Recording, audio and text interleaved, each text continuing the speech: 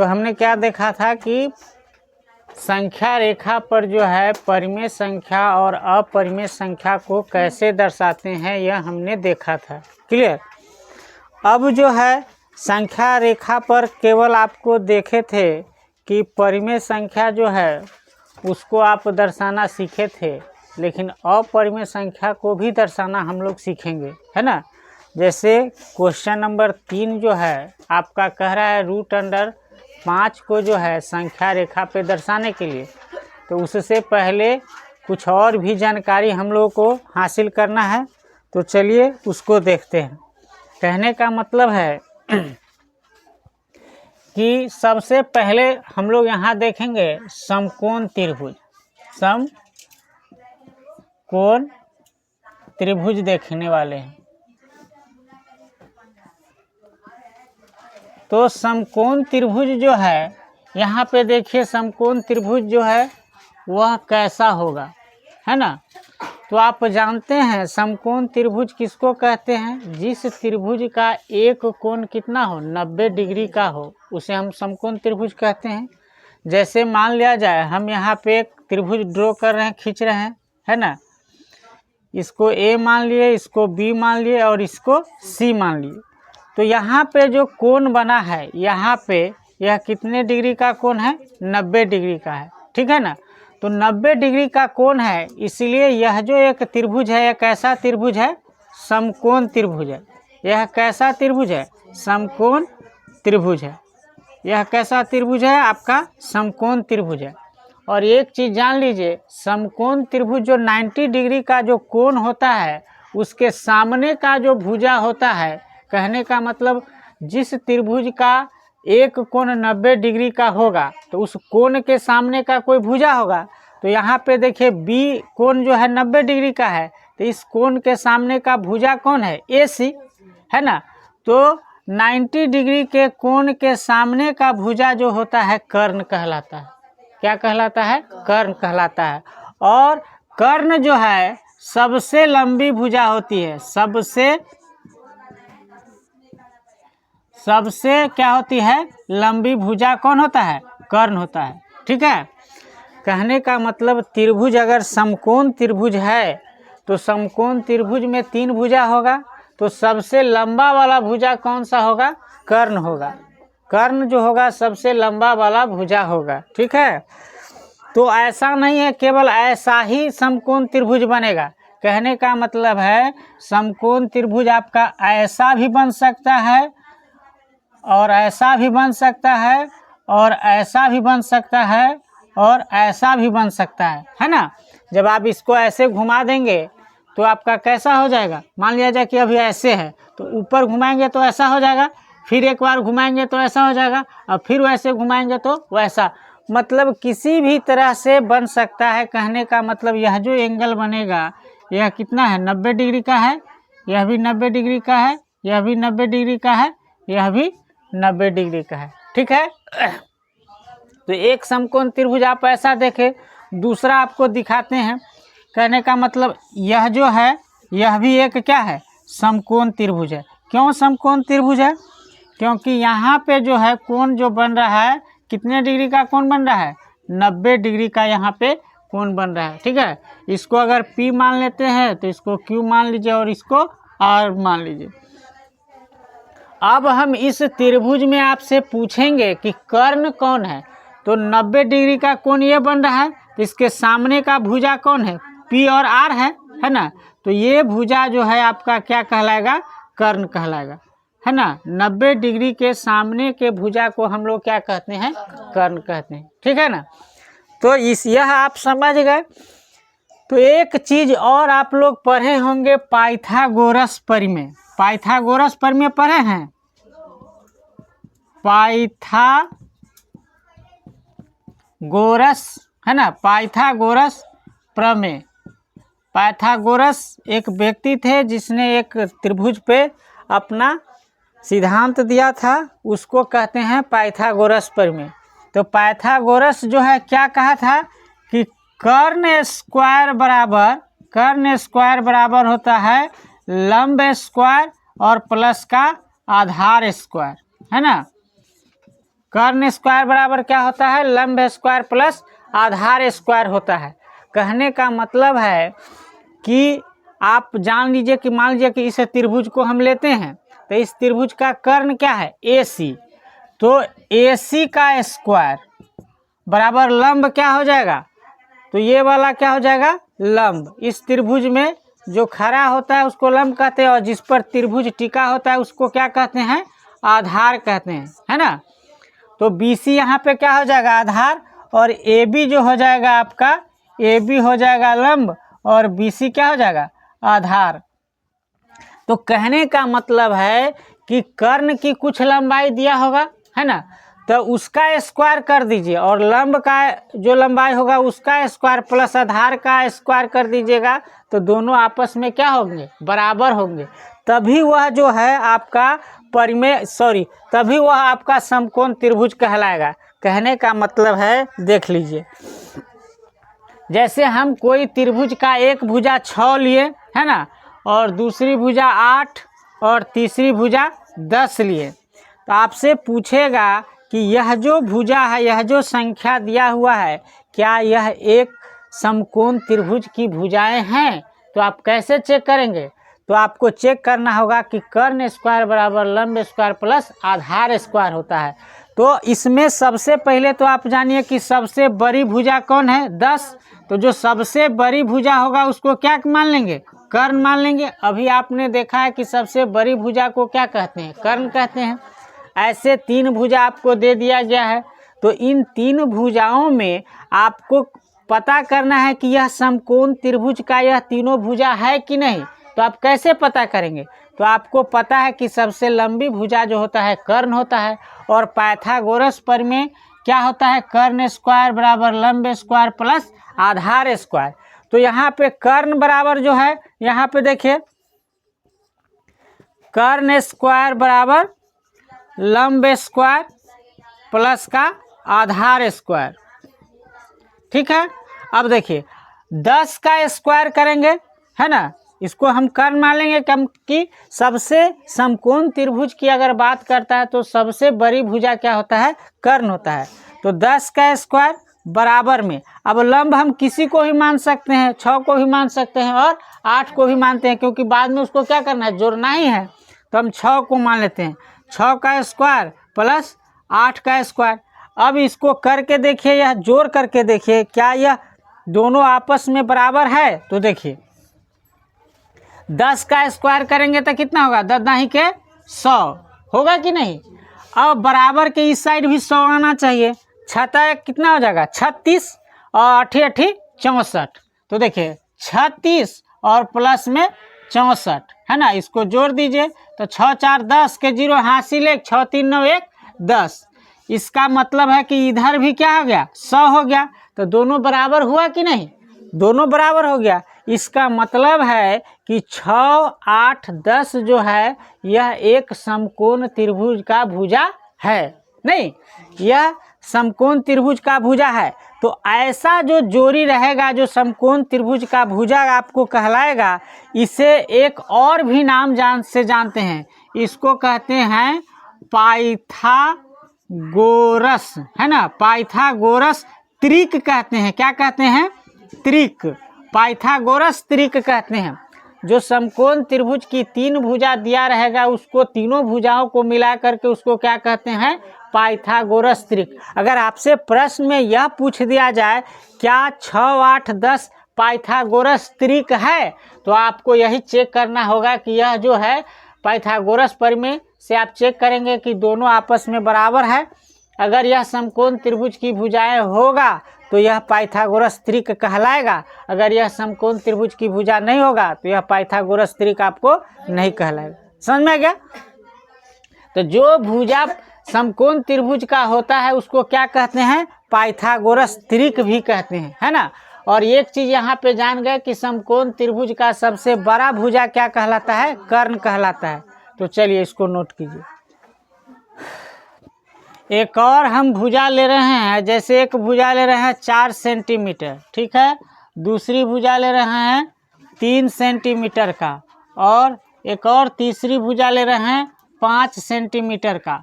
आपसे प्रश्न में यह पूछेगा कि बताइए कि यह जो है एक समकोण त्रिभुज की भुजा है कि नहीं, मतलब यह जो भुजा दिया हुआ है इससे समकोण त्रिभुज का निर्माण संभव है या नहीं है। तो सबसे पहला काम आप क्या करेंगे कि पाइथागोरस प्रमेय लगा करके चेक करेंगे। तो समकोण त्रिभुज में सबसे बड़ी भुजा को क्या कहते हैं, कर्ण। तो देखिए यहाँ 4 है, 3 है, 5 है, तो 5 सेंटीमीटर जो है आपका क्या कहलाएगा, कर्ण कहलाएगा, है ना। तो ये तो फिक्स हो गया 5 सेंटीमीटर का कर्ण है। और आप जानते हैं कि पाइथागोरस, है ना, पाइथागोरस प्रमेय जो होता है, पाइथागोरस प्रमेय जो होता है उसको क्या कहते हैं, कर्ण स्क्वायर बराबर, कर्ण स्क्वायर बराबर क्या होता है, लंब स्क्वायर, है ना, और प्लस का आधार स्क्वायर, ठीक है, यही ना होता है। तो कर्ण तो हम इसको माने हैं सबसे बड़ी भुजा को, तो 5 का स्क्वायर बराबर लंब कितना है, मान लिया कि 3 को मान लेते हैं लंब और 4 को मान लेते हैं आधार, है ना। तो 5 स्क्वायर बराबर 3 स्क्वायर प्लस 4 स्क्वायर होगा। अब देखिए 5 का स्क्वायर करेंगे तो कितना होगा 25, और 3 का स्क्वायर करेंगे तो 9, और 4 का स्क्वायर करेंगे तो 16। अब यहाँ पे देखिए इधर 25 आएगा और 16 9 कितना होता है, 25 होता है। तो देखिए दोनों बराबर है कि नहीं, इसका मतलब दोनों आपस में बराबर है। इसका मतलब है कि यह जो भुजा दिया हुआ है इससे जो है आपका समकोण त्रिभुज का निर्माण संभव है ना, इससे, है ना, इससे समकोण त्रिभुज, समकोण त्रिभुज का निर्माण संभव है, इससे समकोण त्रिभुज का निर्माण संभव है। और जिन भुजाओं के संगत से समकोण त्रिभुज का निर्माण संभव होता है उसको क्या कहते हैं, पाइथागोरस त्रिक भी कहते हैं। इसका मतलब 4 3 5 जो है एक क्या है, पाइथागोरस त्रिक भी है, पाइथागोरस त्रिक भी कहलाएगा, यह जो है पाइथागोरस त्रिक भी है, ठीक है।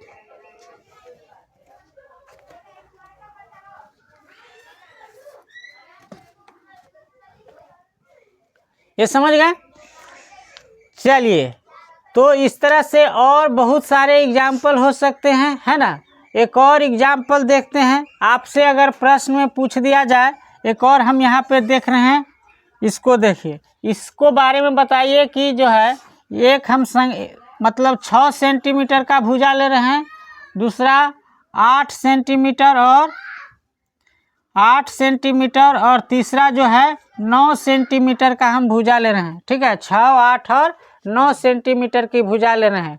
और आप ये बताइए क्या इससे एक जो है समकोण त्रिभुज का निर्माण संभव है, क्या इससे एक समकोण त्रिभुज बनेगा। तो देखिए इसमें सबसे बड़ी भुजा क्या दिया हुआ है, 9 सेंटीमीटर, तो ये तो आपका क्या हो जाएगा, कर्ण हो जाएगा, है ना। तो आप कर्ण स्क्वायर बराबर लंब स्क्वायर प्लस आधार स्क्वायर होता है, तो कर्ण स्क्वायर 9 का स्क्वायर कीजिएगा और बराबर में 6 का स्क्वायर और प्लस में 8 का स्क्वायर कीजिएगा। तो 9 का स्क्वायर कीजिएगा तो क्या हो जाएगा 81, और 6 का स्क्वायर कीजिएगा तो 36, और 8 का स्क्वायर कीजिएगा तो 64, होगा कि नहीं। 36 और 64 कितना हो जाएगा, यहाँ पे 81 तो रहेगा लेकिन यहाँ पे कितना हो जाएगा 100 हो जाएगा, कितना हो जाएगा 100।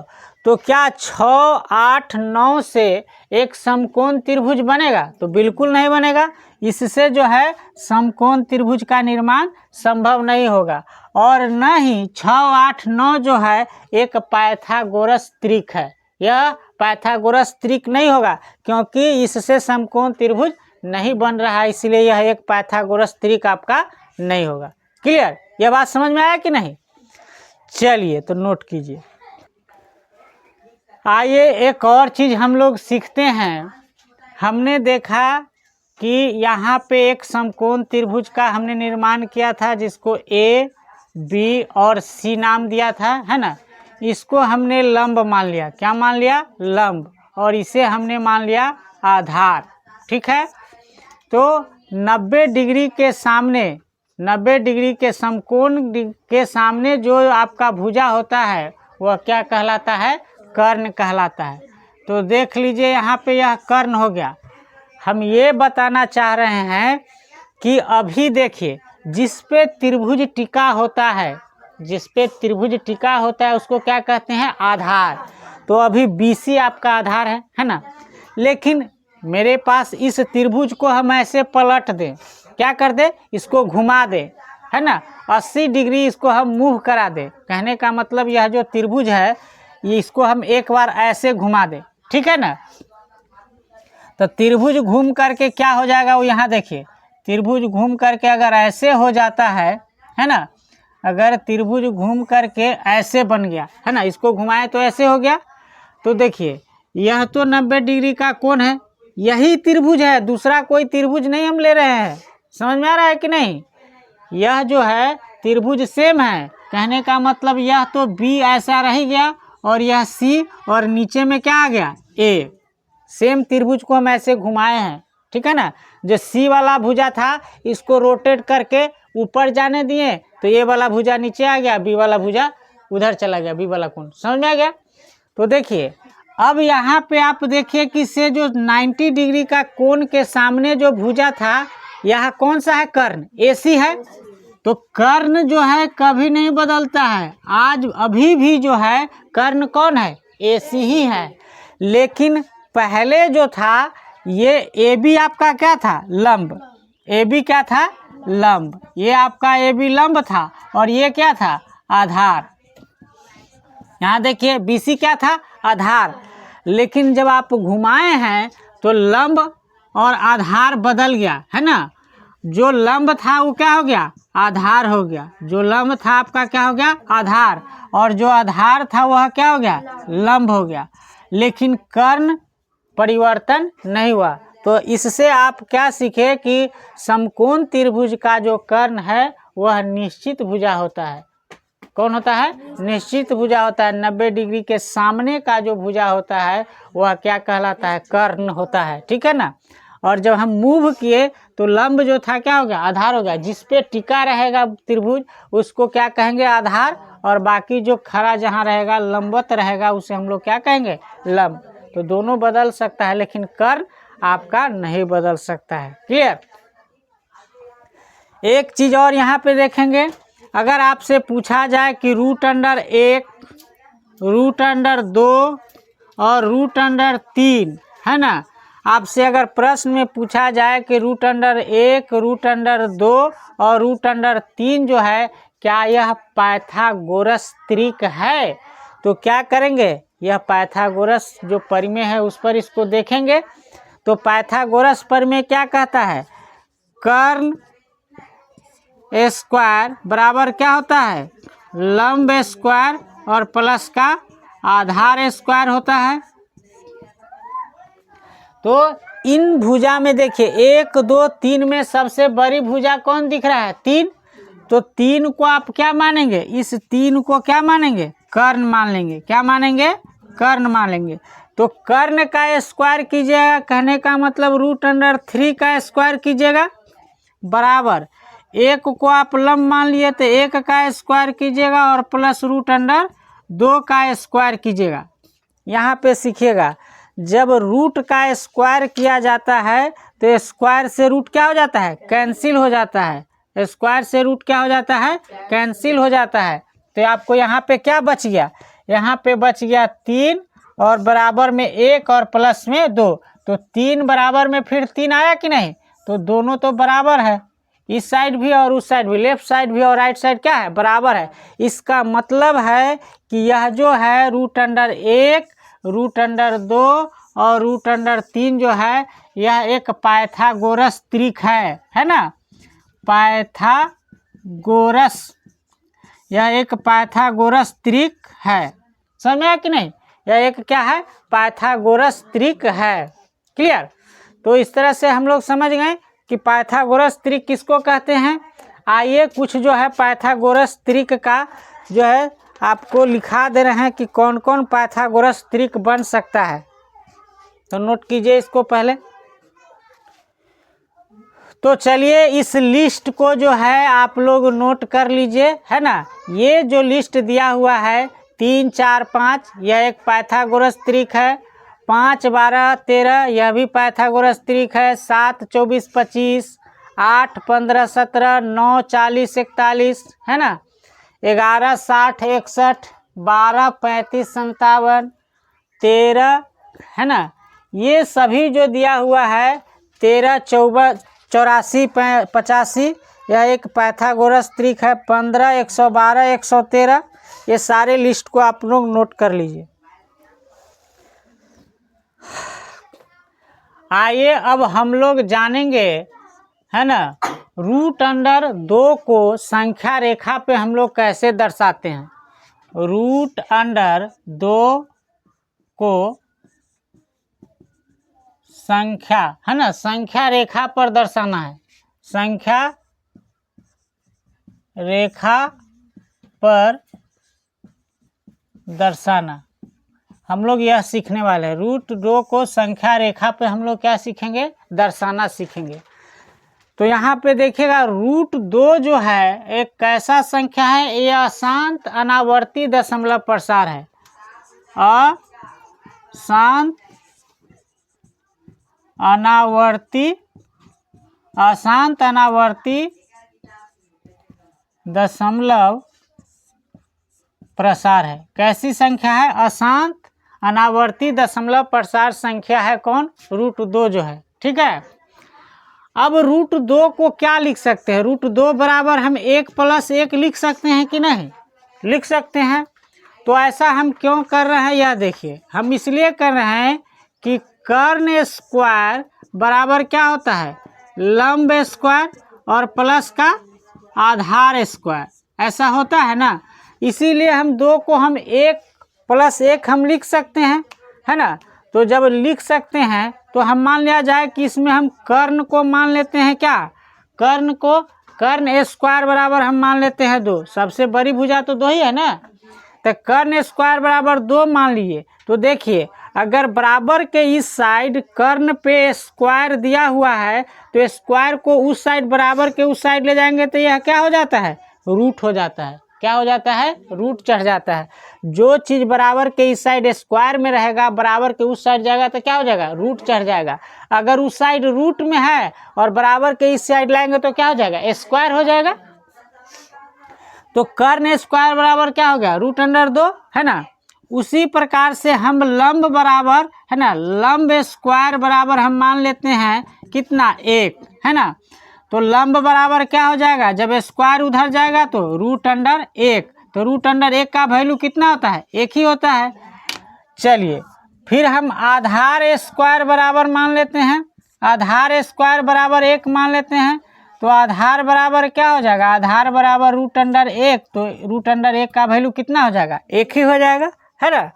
तो इस तरह से आपने क्या देखा कि कर्ण स्क्वायर बराबर, यहाँ पे कर्ण बराबर रूट 2 आया, लंब बराबर 1 और आधार बराबर कितना आया, 1 आया। ठीक है ना। तो अब हमें इसको संख्या रेखा पे दर्शाना है क्योंकि दोनों साइड में यह क्या है, बराबर हमने दिया है ना। 2 को 1 + 1 लिख सकते हैं ना। तो अब हम इसको संख्या रेखा पे दर्शाना चाहते हैं। तो चलिए यहाँ पे जो है आप लोग कॉपी पेन लेकर के दर्शाइएगा, हम यहाँ पे दर्शा रहे हैं। ठीक है। तो यहाँ पे हम एक नंबर लाइन खींच रहे हैं। ठीक है। यहाँ पे हमने एक नंबर लाइन खींचा, संख्या रेखा खींचा और इस पे हम मान लेते हैं यहाँ पे है -3। ठीक है। इसके बाद इसको मान लेते हैं -2, इसके बाद -1, इसके बाद 0, इसके बाद 1, फिर 2 और फिर 3, है ना। और फिर इस तरह से हम यहाँ पे 4 मान लिए। ठीक है। तो हमारा कर्ण कितना है, रूट अंडर 2 है ना। और लंब कितना है, 1, और आधार भी कितना है, 1 ही है। ऐसा हमको त्रिभुज बनाना है। तो हम संख्या रेखा पे यहाँ पे देखिए 1 सेंटीमीटर आधार वाला हमको क्या चाहिए, आधार 1 सेंटीमीटर है ना, तो यहाँ 0 से 1 हम यहाँ से यहाँ तक मान लिए कि यह क्या है, आधार है। तो लंब भी तो एक ही होगा ना, तो यहाँ पे हम 1 सेंटीमीटर का आप मान लेंगे, 1 सेंटीमीटर का यह भी मान लिए, तो ये क्या हो गया, लंब।